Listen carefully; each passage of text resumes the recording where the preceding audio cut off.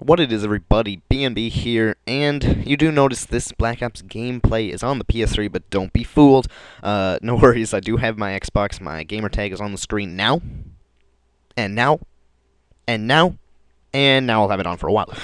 So you can add me if you want to. I will keep my HD PVR on my PS3 for a short time, though, just until I start getting used to the Xbox, because my HD PVR had a bunch of issues, and there's so many wires in the area because I have so many different systems running to the same place. So I'm not going to really mess with moving the HD PVR for a short time. And by that I just mean rewiring stuff. But whatever, so, yep, PS3 videos will still be here for a while, but add me on Xbox, and that'll be pretty epic. So today I'm going to be talking about what you need in order to get started on YouTube, YouTube commentating. Preferably, I guess this is going out to the Call of Duty people. So before I begin, I feel the urge to warn you that starting up on YouTube can be very stressful and pretty expensive to start off. So if you're one of those people that want to get into YouTube for money, or just think, hey, I could earn money from this, that would be epic, don't do it. It is extremely likely that you will never get any money from this, and if you do it, it will take months, maybe even years to get to the point where you can earn money. I've been on YouTube for about 11 months. Granted that, I've only been active for about 7, but I don't feel that I'm even close to the point where I can start earning revenue. But long story short, don't do it. If you are starting out on YouTube, though, you will need a variety of things. And first off, you will need a system and games to play. So I'm assuming that you all have that, and that I don't need to talk about that. My example, PS3, and now Xbox, yeah! And then Black Ops is mainly what I focus on right now, but I got all the other stuff as well. Second thing you will need is a Hauppauge HD PVR, which is about $200, and for you European people, about 140 euros, I believe it computes to. Now, some of you may be thinking, oh, Dazzle is only $70, and it works just fine, blah, blah, blah. Sadly, guys, that is no longer the case. Think through every big-name YouTuber that you know. Every one of them uses HD. Dazzle was good back in like Woody's Gamertag's time when the dinosaurs were around, but nowadays you won't get anywhere unless your videos are HD. I don't mean to sound hard-headed or anything like that, but it is just the truth. The only occasion I would recommend getting a Dazzle is if you are not going to be super dedicated to your YouTube videos, or I guess I shouldn't state it like that, but more or less if you don't know if you'll be super into YouTube, then hey, or maybe even if you're just posting them to show off to your friends and stuff, then hey, a Dazzle, that would work just fine. Just throw it in there, though, in case you don't have an HD TV, the Roxio Game Capture currently has a deal going with Machinima. It's not as good as an HD PVR, of course, but it definitely is better than a Dazzle, and it's only about $70, so it's about the same quality, or same money as Dazzle, but much better quality. The next thing you need is an editing software. Whether you will be making montages, machinimas, or just commentaries, no matter what, you will need one. So if you are just going to be doing commentaries, I don't use it, but Windows Live Movie Maker, it would work just fine, and it's totally free. If you don't have it already on your computer, which I'm assuming you do, it is just totally free. You can just download it off the website. If you're planning on making montages, however, Sony Vegas Pro, I should say, would definitely be the best option. However, it can get up to about $600, so I wouldn't really recommend it unless you are going to specialize in montages. You can always find editors on YouTube. What I use personally is Pinnacle Studio 14 Ultimate. It's not super expensive, and it's pretty easy to use and does have some pretty good effects, so it's kind of a mixture between the two.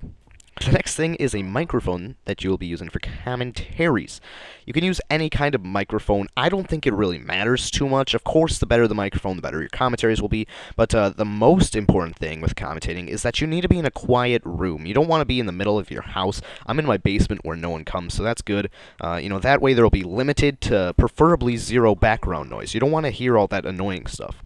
Also, try to get absorbed in your commentary. If you are looking around the room thinking, oh, there's a pretty light, oh, I love that couch, something may catch your eye, and you may just stop talking, and you won't even notice it is the thing, so your commentary is pretty much ruined. I do all my commentaries at night, or I should say most of my commentaries at night, and I do it with the lights off most of the time, so all I can see is my computer screen. Right now, it's pitch black with the exception of the glow coming from right in front of my face.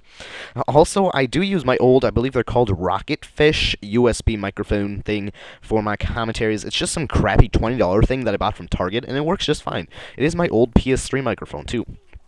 So that is all the equipment that you will end up needing to re-utter that stuff, your actual games and system, an HD PVR, an editing system such as Movie Maker, Windows Movie Maker, that is Pinnacle Studio, or Sony Vegas Pro, and any microphone that does not pick up background noise. Once again, I need to say this, do not pick up background noise, okay? That totally ruins your commentary. You can't focus in on the commentary.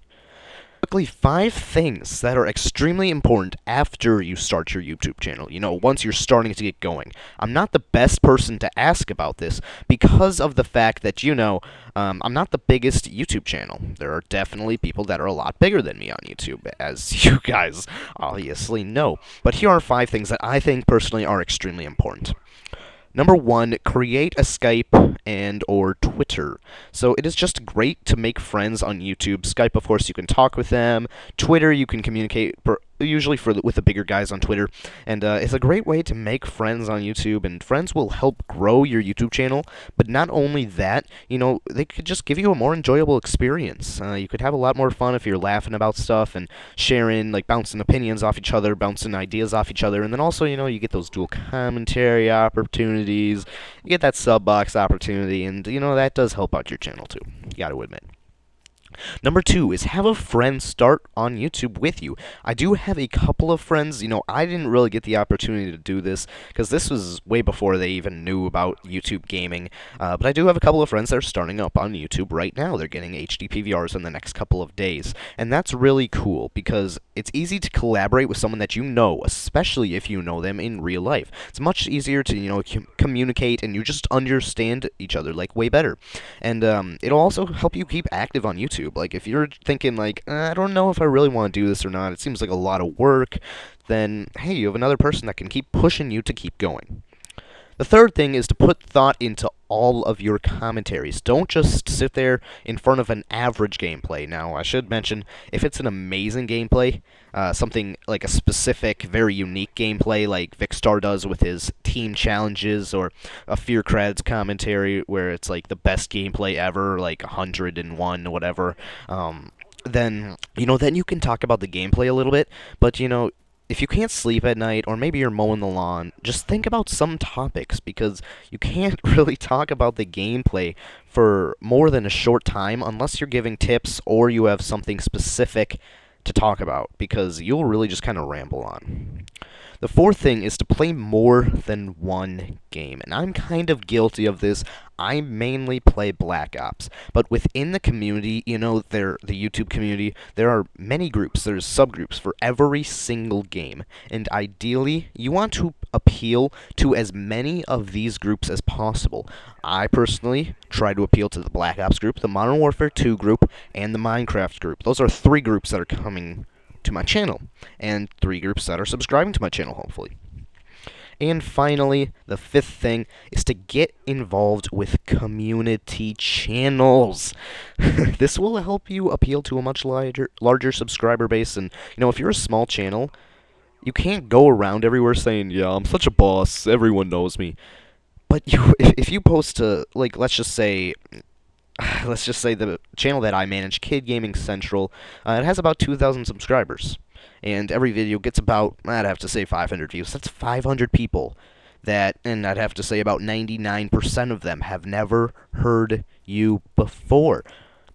So let's just say, hey, 498 new people. Let's go with that number. 498 people that just watched one of your videos. That is just phenomenal when you think about it. If you're a new YouTube channel, you have 20 subscribers, you're getting 50 views per video, that will help you out so much.